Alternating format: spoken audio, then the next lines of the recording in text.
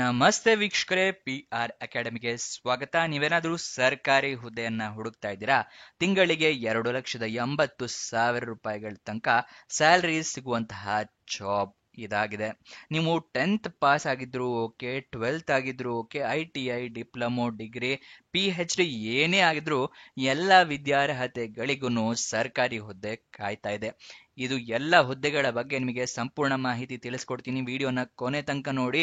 Video ಶುರು ಮಾಡೋಕ್ಕೂ ಮುಂಚೆ ಆ ಸಬ್ಸ್ಕ್ರೈಬ್ ಬಟನ್ ನ ಪ್ರೆಸ್ ಮಾಡಿ ಪ್ರತಿದಿನ ಗವರ್ನಮೆಂಟ್ ಜಾಬ್ ಡೀಟೇಲ್ಸ್ ನ ಪಡ್ಕೊಳ್ಳಿ. ಹಾಗೆ ಅದರ ಪಕ್ಕದಲ್ಲೇ ಬೆಲ್ ಐಕನ್ ಇದೆಯಲ್ಲ, ಅದನ್ನ ಕೂಡ ಪ್ರೆಸ್ ಮಾಡಿ. ವಿಡಿಯೋ ಅಪ್ಲೋಡ್ ಆಗಿದ ತಕ್ಷಣ ನಿಮಗೆ ನೋಟಿಫಿಕೇಶನ್ ಬರುತ್ತೆ. ಆದಷ್ಟು ಬೇಗ ನೀವು ಅರ್ಜಿಯನ್ನ ಹಾಕೋಬಹುದು. ಇವಾಗ ವಿಡಿಯೋನ ಶುರು ಮಾಡೋಣ. BEML ಅಂತ ಹೇಳಿದ್ರೆ ಭಾರತ್ ಅರ್ತ್ ಮೂವರ್ಸ್ ಲಿಮಿಟೆಡ್ ಅಂತ ಹೇಳಿ. ಇವರು ಎಷ್ಟು ಹುದ್ದೆಗೆ ಅರ್ಜಿಯನ್ನ ಕರೆದಿದ್ದಾರೆ ಅಂತ ನೋಡೋದಾದ್ರೆ 682 ಹುದ್ದೆ ಖಾಲಿ ಇದೆ. ಉದ್ಯೋಗ ಸ್ಥಳ ಅಖಿಲ ಭಾರತದಲ್ಲಿ ಖಾಲಿ ಇರುತ್ತೆ. ನಾನ್ ಎಕ್ಸಿಕ್ಯೂಟಿವ್ ಹುದ್ದೆ ಇರುತ್ತೆ, ಮ್ಯಾನೇಜ್ಮೆಂಟ್ ಟ್ರೈನಿ ಹುದ್ದೆ ಇರುತ್ತೆ, ಇನ್ನಿತರೆ ಹಲವಾರು ಹುದ್ದೆ ಖಾಲಿ ಇದೆ. ಇದಕ್ಕೆ ಸ್ಯಾಲ್ರಿ 16,900 ರೂಪಾಯಿಗಳಿಂದ ಹಿಡಿದು 2,80,000 ರೂಪಾಯಿಗಳ ತನಕ ತಿಂಗಳಿಗೆ ಸ್ಯಾಲ್ರಿ ಇರುವಂತಹ ಜಾಬ್ ಇದಾಗಿದೆ. ಯಾವ್ಯಾವ ಹುದ್ದೆ ಖಾಲಿ ಇದೆ ಅನ್ನೋದನ್ನ ತಿಳಿಸ್ಕೊಡ್ತಾ ಇದ್ದೀನಿ, ನೋಡ್ಕೊಳ್ಳಿ. ಚೀಫ್ ಜನರಲ್ ಮ್ಯಾನೇಜರ್ ಹುದ್ದೆ 3 ಖಾಲಿ ಇದೆ. General manager 2, deputy general manager 9, manager ಹುದ್ದೆ 1, ಅಸಿಸ್ಟೆಂಟ್ ಮ್ಯಾನೇಜರ್ 10, ಮ್ಯಾನೇಜರ್ ಅಥವಾ ಅಸಿಸ್ಟೆಂಟ್ ಮ್ಯಾನೇಜರ್ ಹುದ್ದೆ ರಾಜಭಾಷಾ ಅಥವಾ ಅಫಿಷಿಯಲ್ ಲ್ಯಾಂಗ್ವೇಜ್ ಅನ್ನೋ ಡಿಪಾರ್ಟ್ಮೆಂಟ್ ನಲ್ಲಿ 1 ಹುದ್ದೆ ಖಾಲಿ ಇದೆ. ಮ್ಯಾನೇಜ್ಮೆಂಟ್ ಟ್ರೈನಿ ಹುದ್ದೆ 100 ಖಾಲಿ ಇದೆ. ಸೆಕ್ಯೂರಿಟಿ ಗಾರ್ಡ್ ಹುದ್ದೆ 44 ಖಾಲಿ ಇದೆ. ಫೈರ್ ಸರ್ವಿಸ್ ಪರ್ಸನಲ್ ಹುದ್ದೆ 12, ಸ್ಟಾಫ್ ನರ್ಸ್ 10, ಫಾರ್ಮಸಿಸ್ಟ್ ಹುದ್ದೆ 4, ನಾನ್ ಎಕ್ಸಿಕ್ಯೂಟಿವ್ ಡಿಪ್ಲೊಮೊ ಅಂಡ್ IT ಹುದ್ದೆ 46 ಖಾಲಿ ಇದೆ. ನಾನ್ ಎಕ್ಸಿಕ್ಯೂಟಿವ್ ITI ಹುದ್ದೆ 440 ಹುದ್ದೆ ಖಾಲಿ ಇದೆ. ಟೋಟಲ್ 682 ಹುದ್ದೆ ಖಾಲಿ ಇದೆ. ನೆಕ್ಸ್ಟ್ ಇದರ ಸೆಲೆಕ್ಷನ್ ಪ್ರೋಸೆಸ್ ನ ವಿವರ ತಿಳ್ಕೊಳ್ಳೋದಾದ್ರೆ, ಲಿಖಿತ ಪರೀಕ್ಷೆ ಇರುತ್ತೆ, ಅದಾದ ನಂತರ ಸ್ಕಿಲ್ ಟೆಸ್ಟ್ ಇರುತ್ತೆ. ಇದೆರಡು ಆದ್ಮೇಲೆ ನಿಮ್ಮ ಡಾಕ್ಯುಮೆಂಟ್ ನ ವೆರಿಫೈ ಮಾಡ್ತಾರೆ, ನಿಮ್ಮನ್ನ ಮೆಡಿಕಲ್ ಎಕ್ಸಾಮಿನೇಷನ್ಗೆ ಒಳಪಡಿಸ್ತಾರೆ, ಅದಾದ ನಂತರ ಸಂದರ್ಶನವನ್ನ ಮಾಡ್ತಾರೆ. ಇದಿಷ್ಟು ಸೆಲೆಕ್ಷನ್ ಪ್ರೋಸೆಸ್ ನ ವಿವರ. ಅರ್ಜಿಯನ್ನ ಹೇಗೆ ಹಾಕೊಳ್ಳೋದು ಮತ್ತೆ ಪ್ರತಿಯೊಂದು ಜಾಬಿಗೂ ಏನೇನು ಸ್ಯಾಲರಿ ಇರುತ್ತೆ ಅನ್ನೋದನ್ನ ತಿಳಿಸ್ಕೊಡ್ತೀನಿ. ಅದಕ್ಕಿಂತ ಮುಂಚೆ ದಯವಿಟ್ಟು ಆ ಲೈಕ್ ಬಟನ್ ಒಂದ್ಸಲ ಪ್ರೆಸ್ ಮಾಡಿ, ಹಲವಾರು ಜನಗೆ ವಿಡಿಯೋಗೆ ತಲುಪೋಕೆ ಹೆಲ್ಪ್ ಮಾಡಿ. ಮತ್ತೆ ನಿಮಗೇನಾದ್ರೂ ಗೊತ್ತಿರಲಿಲ್ಲ ಅಂತ ಹೇಳಿದ್ರೆ ಅಥವಾ ಹೊಸ ವೀಕ್ಷಕರಾಗಿದ್ರೆ ತಿಳಿಸ್ಕೊಡ್ತಾ ಇದ್ದೀನಿ. ವೆಬ್ಸೈಟ್ ನ ಕ್ರಿಯೇಟ್ ಮಾಡಿದೀವಿ. ಯಾವ ವೆಬ್ಸೈಟ್ ಅಂತ ಕೇಳ್ತಾ ಇದ್ದೀರಾ? ನಮ್ಮದೇ ವೆಬ್ಸೈಟ್ ಕಂಡ್ರಿ, prgovernmentjobs.com ಅಂತ ಹೇಳಿ. ಅಂದ್ರೆ prgovtjobs.com ಅಂತ ಹೇಳಿ ನಿಮಗೆ ಹೊಸ ವೆಬ್ಸೈಟ್ ನ ಕ್ರಿಯೇಟ್ ಮಾಡಿದೀವಿ. ಇದರ ಲಿಂಕ್ ಡಿಸ್ಕ್ರಿಪ್ಷನ್ ಮತ್ತೆ ಕಮೆಂಟ್ ಬಾಕ್ಸ್ ನಲ್ಲಿ ಕೊಟ್ಟಿದ್ವಿ. ಏನಕ್ಕೆ ವೆಬ್ಸೈಟ್ ಕ್ರಿಯೇಟ್ ಮಾಡಿದೀವಿ ಅಂದ್ರೆ ಯೂಟ್ಯೂಬ್ ನಲ್ಲಿ 2 ರಿಂದ 3 ಜಾಬ್ ಡೀಟೇಲ್ಸ್ ತಿಳಿಸ್ಕೊಡ್ಬೋದು ಪ್ರತಿದಿನಕ್ಕೆ. ಆದ್ರೆ ವೆಬ್ಸೈಟ್ ಕ್ರಿಯೇಟ್ ಮಾಡಿದ್ರೆ ಪ್ರತಿದಿನಕ್ಕೆ ಹಲವಾರು ಜಾಬ್ ಡೀಟೇಲ್ಸ್ ನ ತಿಳಿಸ್ಕೊಡ್ಬೋದು ಅಂತ ಹೇಳಿ ಕ್ರಿಯೇಟ್ ಮಾಡಿದ್ವಿ. ಇದನ್ನ ಸದುಪಯೋಗ ಪಡಿಸ್ಕೊಳ್ಳಿ. ಅದ್ರ ಕಮೆಂಟ್ ಬಾಕ್ಸ್ ಅಥವಾ ಡಿಸ್ಕ್ರಿಪ್ಷನ್ ಇಂದ ಕ್ಲಿಕ್ ಮಾಡಿದ್ರೆ ಈ ರೀತಿ ಒಂದು ಪೇಜ್ ಓಪನ್ ಆಗುತ್ತೆ ನಮ್ಮ ವೆಬ್ಸೈಟ್. ಇಲ್ಲಿ ಕರ್ನಾಟಕ ಗೌರ್ಮೆಂಟ್ ಜಾಬ್ಸು, ಇಲ್ಲಿ central government 10th pass 12th pass degree jobs, ಈ ತರ ಹಲವಾರು ಕೆಟಗರಿಯ ಜಾಬ್ಸ್ ಇದೆ. ನಿಮ್ಮ ಎಜುಕೇಶನ್ ಕ್ವಾಲಿಫಿಕೇಶನ್ಗೆ ಯಾವ್ದು ಸೂಟ್ ಆಗುತ್ತೆ ನೋಡಿ ಅದನ್ನ ಕ್ಲಿಕ್ ಮಾಡ್ಕೊಳ್ಳಿ. ಸ್ಕ್ರೋಲ್ ಡೌನ್ ಮಾಡಿದ್ರೆ ಕನ್ನಡದಲ್ಲಿ ಕೂಡ ಬಟನ್ಸ್ ಗಳನ್ನ ಕೊಟ್ಟಿದೀವಿ. ಕನ್ನಡ ಇಂಗ್ಲಿಷ್ ಯಾವ್ದ್ರಲ್ಲಿ ಬೇಕಾದ್ರೂ ಕ್ಲಿಕ್ ಮಾಡಬಹುದು. ಸ್ಕ್ರೋಲ್ ಡೌನ್ ಮಾಡಿದ್ರೆ ಇಲ್ಲಿ Karnataka government jobs, central government 10th pass jobs ನ ಲಿಸ್ಟ್ ಗಳನ್ನ ಕೊಟ್ಟಿದೀವಿ. ಇಲ್ಲಿ ಎಲ್ಲಾ ಲಿಸ್ಟ್ ನ ನೋಡ್ಕೋಬಹುದು. ಇಲ್ಲಿ ಸ್ಕ್ರೋಲ್ ಡೌನ್ ಮಾಡ್ಕೊಂಡು ನೋಡ್ಕೋಬಹುದು. ಮೊಬೈಲ್ ನಲ್ಲಿ ಆಗಿದ್ರು ಅಷ್ಟೇ ಇದನ್ನ ಸ್ಕ್ರೋಲ್ ಡೌನ್ ಮಾಡಿದ್ರೆ ನಿಮಗೆ ಡೀಟೇಲ್ಸ್ ಸಿಗುತ್ತೆ. ಕೆಳಗಡೆ ಮೋರ್ ಜಾಬ್ಸ್ ಅಂತ ಇದೆಯಲ್ಲ, ಇದನ್ನ ಕ್ಲಿಕ್ ಮಾಡಿದ್ರೆ ಇನ್ನು ಹಲವಾರು ಜಾಬ್ಸ್ ಓಪನ್ ಆಗುತ್ತೆ. ಕರ್ನಾಟಕ ಗೌರ್ಮೆಂಟ್ ಇಂದು, ಸೆಂಟ್ರಲ್ ಗೌರ್ಮೆಂಟ್ ಮತ್ತೆ 10th ಪಾಸ್ ಜಾಬ್ಸ್ ಇಂದು ಹಲವಾರು ಜಾಬ್ಸ್ ಡೀಟೇಲ್ಸ್ ಓಪನ್ ಆಗುತ್ತೆ. ಅದನ್ನ ಪಡ್ಕೊಳ್ಳಿ ಯಾವ ಜಾಬ್ ಡೀಟೇಲ್ಸ್ ಬೇಕು ಅಂತ. ಆದ್ರೆ ನೀವು ಕೇಳಬಹುದು, ಈ ವೆಬ್ಸೈಟ್ ನಲ್ಲಿ ಜಾಬ್ ಡೀಟೇಲ್ಸ್ ಅಪ್ಲೋಡ್ ಆಗಿದ ತಕ್ಷಣ ನಿಮಗೆ ಹೇಗೆ ಗೊತ್ತಾಗತ್ತೆ ಅಂತ ಹೇಳಿದ್ರೆ, ನಾವು ನಿಮಗೆ ವಾಟ್ಸ್ಆಪ್ ಮತ್ತೆ ಟೆಲಿಗ್ರಾಮ್ ಚಾನೆಲ್ ನಿಂದ ಲಿಂಕ್ ನ ಪ್ರೊವೈಡ್ ಮಾಡ್ತೀವಿ. ಸೊ ಅದನ್ನ ಫಾಲೋ ಮಾಡಿ. ಡಿಸ್ಕ್ರಿಪ್ಷನ್ ಮತ್ತೆ ಕಮೆಂಟ್ ಬಾಕ್ಸ್ ನಲ್ಲಿ ಈ ಸೋಷಿಯಲ್ ಮೀಡಿಯಾ ಚಾನೆಲ್ಸ್ ನ ಲಿಂಕ್ ಕೊಟ್ಟಿದ್ದೀನಿ ಡಿಸ್ಕ್ರಿಪ್ಷನ್ ನಲ್ಲಿ. ಅಲ್ಲಿಂದ ಕ್ಲಿಕ್ ಮಾಡಿದ್ರೆ ನೀವು ಟೆಲಿಗ್ರಾಮ್ ನ ಜಾಯ್ನ್ ಆಗ್ಬೋದು. ಅಲ್ಲಿಂದನೇ ಕ್ಲಿಕ್ ಮಾಡಿ ವಾಟ್ಸ್ಆಪ್ ಚಾನೆಲ್ ನ ಕೂಡ ಜಾಯ್ನ್ ಆಗ್ಬೋದು. ಪ್ರತಿದಿನ ಜಾಬ್ ಡೀಟೇಲ್ಸ್ ಅಪ್ಲೋಡ್ ಆಗಿದ ತಕ್ಷಣ ಈ ಜಾಬ್ ಡೀಟೇಲ್ಸ್ ಅಪ್ಲೋಡ್ ಆಗಿದೆ, ಇದರ ಲಿಂಕ್ ಅಂತ ಹೇಳಿ ನಿಮಗೆ ಪ್ರೊವೈಡ್ ಮಾಡ್ತೀವಿ. ಮತ್ತೆ ಕೊನೆ ದಿನಾಂಕ ಹತ್ರ ಬರ್ತಿದ್ದಾಗೆ ಈ ಜಾಬ್ಸ್ ಕೊನೆಗೊಳ್ತಾ ಇದೆ ಅಂತ ಹೇಳಿ ಅದರ ಲಿಂಕ್ ಕೊಡ್ತೀವಿ. ನೀವು ಆದಷ್ಟು ಬೇಗ ಅರ್ಜಿಯನ್ನ ಹಾಕೊಳ್ಳಕ್ಕೆ ಹೆಲ್ಪ್ ಆಗುತ್ತೆ. ವಾಟ್ಸ್ಆಪ್ ಮತ್ತೆ ಟೆಲಿಗ್ರಾಮ್ ನ ಜಾಯ್ನ್ ಆಗೋದು ಮರಿಬೇಡಿ. ಇವಾಗ ಇದಕ್ಕೆ ಅರ್ಜಿ ಶುಲ್ಕದ ವಿವರವನ್ನ ತಿಳಿಸ್ಕೊಡ್ತಾ ಇದ್ದೀನಿ. ಅಂದ್ರೆ ಅಪ್ಲಿಕೇಶನ್ ಫೀಸ್ ಬಗ್ಗೆ ಡೀಟೇಲ್ಸ್ ನ ತಿಳಿಸ್ಕೊಡ್ತಾ ಇದ್ದೀನಿ. ಚೀಫ್ ಜನರಲ್ ಮ್ಯಾನೇಜರ್ ಮತ್ತೆ ಮ್ಯಾನೇಜ್ಮೆಂಟ್ ಟ್ರೈನಿ ಪೋಸ್ಟ್ ಗಳಿಗೆ ಎಷ್ಟಿದೆ ಅಂತ ನೋಡೋದಾದ್ರೆ SC ST ಕ್ಯಾಂಡಿಡೇಟ್ಸ್ ಗಳಿಗೆ ಮತ್ತೆ PWD ಅಂದ್ರೆ ಪರ್ಸನ್ ವಿತ್ ಡಿಸೇಬಿಲಿಟಿ ಅಥವಾ ಅಂಗವಿಕಲ ಕ್ಯಾಂಡಿಡೇಟ್ಸ್ ಅಂತ ಹೇಳ್ತೀವಲ್ಲ, ಅಂಥವರಿಗೆ ಅರ್ಜಿ ಶುಲ್ಕ ಇರೋದಿಲ್ಲ. ಜನರಲ್ ಕ್ಯಾಟಗರಿ ಅವರಿಗೆ, EWS category economic weaker section category ಅವರಿಗೆ ಅಥವಾ OBC ಕ್ಯಾಟಗರಿ ಅವರಿಗೆ 500 ರೂಪಾಯಿಗಳ ಅರ್ಜಿ ಶುಲ್ಕ ಇರುತ್ತೆ. ಸ್ಟಾಫ್ ನರ್ಸ್ ಹುದ್ದೆ, ನಾನ್ ಎಕ್ಸಿಕ್ಯೂಟಿವ್ ಮತ್ತೆ ಇನ್ನಿತರೆ ಹುದ್ದೆಗಳಿಗೆ ಅರ್ಜಿ ಶುಲ್ಕ SC ST ಕ್ಯಾಂಡಿಡೇಟ್ಸ್ ಗಳಿಗೆ, ಅಂಗವಿಕಲ ಕ್ಯಾಂಡಿಡೇಟ್ಸ್ ಗಳಿಗೆ ಅರ್ಜಿ ಶುಲ್ಕ ಇಲ್ಲ. ಜನರಲ್, EWS, OBC ಕ್ಯಾಂಡಿಡೇಟ್ಸ್ ಗಳಿಗೆ 200 ರೂಪಾಯಿಗಳ ಅರ್ಜಿ ಶುಲ್ಕವನ್ನ ಇಟ್ಟಿರ್ತಾರೆ. ಆನ್ಲೈನ್ ಮುಖಾಂತರ ನೀವು ಅರ್ಜಿ ಶುಲ್ಕವನ್ನ ಪೇ ಮಾಡಬೇಕು. ಇವಾಗ ಸ್ಯಾಲರಿ ಡೀಟೇಲ್ಸ್ ನ ತಿಳ್ಕೊಳ್ಳೋಣ. ಯಾವ್ಯಾವ ಹುದ್ದೆಗೆ ಎಷ್ಟೆಷ್ಟು ಸ್ಯಾಲರಿ ಅಂತ ಹೇಳಿ. ಚೀಫ್ ಜನರಲ್ ಮ್ಯಾನೇಜರ್ ಹುದ್ದೆಗೆ 1,20,000 ರೂಪಾಯಿಂದ ಹಿಡಿದು 2,80,000. ಜನರಲ್ ಮ್ಯಾನೇಜರ್ ಹುದ್ದೆಗೆ 1 ಲಕ್ಷದಿಂದ 2,60,000. ಡೆಪ್ಯೂಟಿ ಜನರಲ್ ಮ್ಯಾನೇಜರ್ ಹುದ್ದೆಗೆ 90,000 ರೂಪಾಯಿಂದ ಹಿಡಿದು 2,40,000.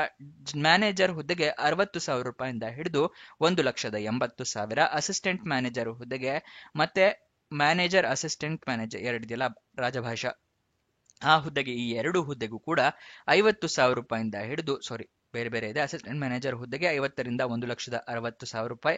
ಅಸಿಸ್ಟೆಂಟ್ ಮ್ಯಾನೇಜರ್ ರಾಜಭಾಷಾ ಹುದ್ದೆಗೆ 50,000 ರೂಪಾಯಿಂದ 1,80,000. ಮ್ಯಾನೇಜ್ಮೆಂಟ್ ಟ್ರೈನಿ ಹುದ್ದೆಗೆ 40,000 ರೂಪಾಯಿಂದ ಹಿಡಿದು 1,40,000 ರೂಪಾಯಿಗಳಿದೆ.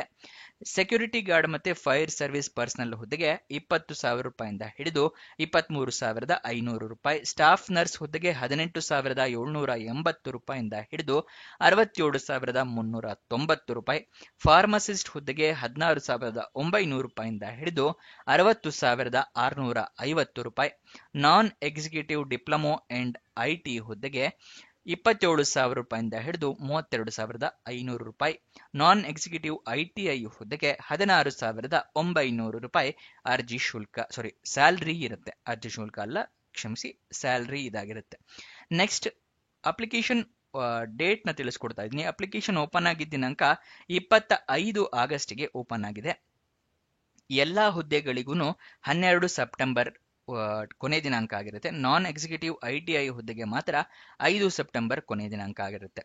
ಗೊತ್ತಾಯ್ತಲ್ವಾ? ನೆಕ್ಸ್ಟ್ ನಿಮಗೆ ಅಫಿಷಿಯಲ್ ನೋಟಿಫಿಕೇಶನ್ ಡೌನ್ಲೋಡ್ ಮಾಡೋದು ತಿಳಿಸ್ಕೊಡ್ತಾ ಇದ್ದೀನಿ. ಇದರ ಲಿಂಕ್ ಡಿಸ್ಕ್ರಿಪ್ಷನ್ ಮತ್ತೆ ಕಮೆಂಟ್ ಬಾಕ್ಸ್ ನಲ್ಲಿ ಕೊಟ್ಟಿದ್ದೀನಿ ಅಂತ ಹೇಳಿದ್ನಲ್ಲ, ಅದರಲ್ಲಿ 2ನೇ ಲಿಂಕ್ ನ ಕ್ಲಿಕ್ ಮಾಡಿ ಈ BEML ವೆಬ್ಸೈಟ್ ನ ಓಪನ್ ಮಾಡಿ. ಅಲ್ಲಿ ಫುಲ್ ಸ್ಕ್ರೋಲ್ ಡೌನ್ ಮಾಡಿ ಕೆಳಗಡೆ ಬಂದ್ರೆ ಅಫಿಷಿಯಲ್ ನೋಟಿಫಿಕೇಶನ್ ಮತ್ತೆ ಅಪ್ಲೈ ಆನ್ಲೈನ್ ಅಂತ ಇದೆಯಲ್ಲ, ಅದರ ಪಕ್ಕದಲ್ಲಿ ಇದೆಯಲ್ಲ, ಇದನ್ನ ಕ್ಲಿಕ್ ಹಿಯರ್ ಅಂತ ಇದನ್ನ ಕ್ಲಿಕ್ ಮಾಡಿ. ಅದಕ್ಕಿಂತ ಮುಂಚೆ ಶಾರ್ಟ್ ನೋಟಿಫಿಕೇಶನ್ ಇದೆಯಲ್ಲ, ಇದನ್ನ ಓದ್ಕೊಳ್ಳಿ.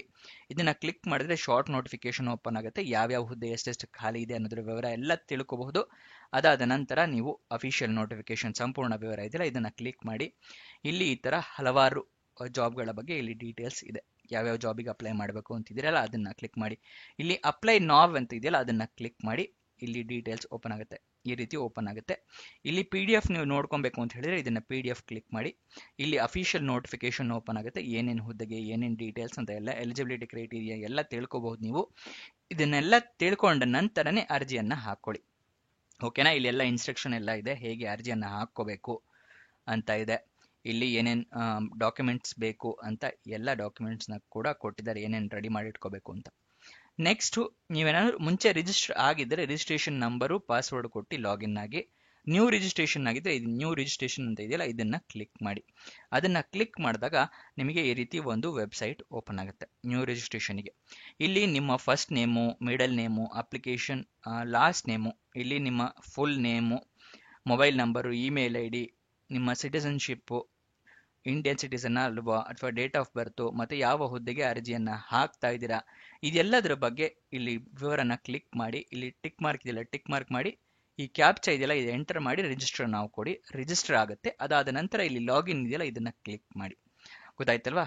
ಅವಾಗ ನೀವು ಅರ್ಜಿಯನ್ನ ಹಾಕೋಬಹುದು. ಇಲ್ಲಿ ರಿಜಿಸ್ಟ್ರೇಷನ್ ನಂಬರು, ಪಾಸ್ವರ್ಡ್ ಕೊಟ್ಟು ಲಾಗಿನ್ ಆಗಬಹುದು. ಅವಾಗ ನಿಮಗೆ ಅಪ್ಲಿಕೇಶನ್ ಓಪನ್ ಆಗುತ್ತೆ.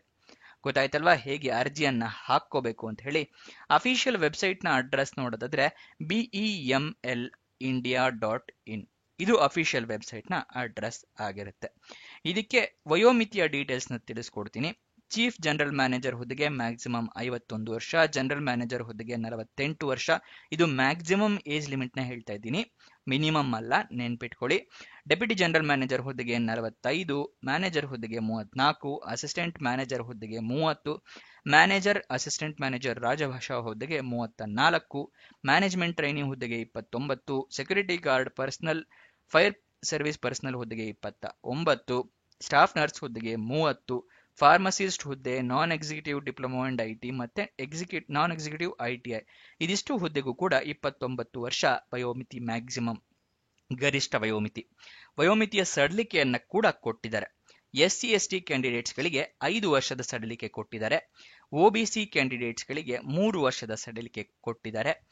PWD ಅಂದ್ರೆ ಅಂಗವಿಕಲ ಕ್ಯಾಂಡಿಡೇಟ್ಸ್ಗಳಿಗೆ 10 ವರ್ಷದ ಸಡಿಲಿಕೆಯನ್ನ ಕೊಟ್ಟಿದ್ದಾರೆ. ಇಲ್ಲಿ ಗರಿಷ್ಠ ಇದೆಯಲ್ಲ, ಅದಕ್ಕೆ 10 ವರ್ಷ ಸೇರಿದ್ರೆ ಎಷ್ಟಾಗತ್ತಲ್ಲ ಅಷ್ಟರ ತನಕ ಅಂಗವಿಕಲ ಕ್ಯಾಂಡಿಡೇಟ್ಸ್ಗಳು ಅರ್ಜಿಯನ್ನ ಹಾಕೊಳ್ಬಹುದು. ಗೊತ್ತಾಯ್ತಲ್ವಾ? ಇವಾಗ ಎಜುಕೇಶನ್ ಕ್ವಾಲಿಫಿಕೇಶನ್ ನೋಡೋಣ.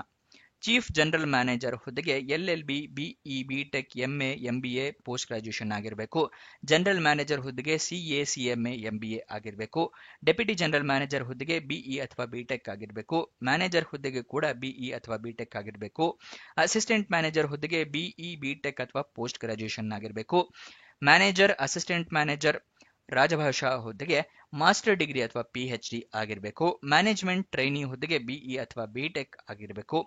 ಸೆಕ್ಯೂರಿಟಿ ಗಾರ್ಡ್ ಮತ್ತೆ ಫೈರ್ ಸರ್ವಿಸ್ ಪರ್ಸನಲ್ ಹುದ್ದೆಗೆ 10th ಪಾಸ್ ಆಗಿದ್ರೆ ಅರ್ಜಿಯನ್ನ ಹಾಕೊಳ್ಬಹುದು.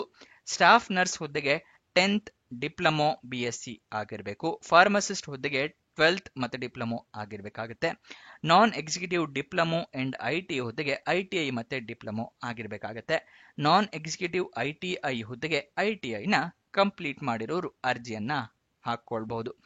ಇದಿಷ್ಟು ಈ ಜಾಬ್ ನ ವಿವರ. ನಿಮಗೆ ಏನೇ ಡೌಟ್ಸ್ ಅಥವಾ ಕ್ವಶನ್ಸ್ ಇದೆ ಅಂತ ಹೇಳಿದ್ರೆ ಕಮೆಂಟ್ ಬಾಕ್ಸ್ ನಲ್ಲಿ ಕಮೆಂಟ್ ಮಾಡಿ. ಕೊನೆ ತನಕ ನೋಡಿದ್ದಕ್ಕೆ ಧನ್ಯವಾದ. ಇನ್ನೊಂದು ಜಾಬ್ ವಿಡಿಯೋ ಜೊತೆ ಸಿಗೋಣ.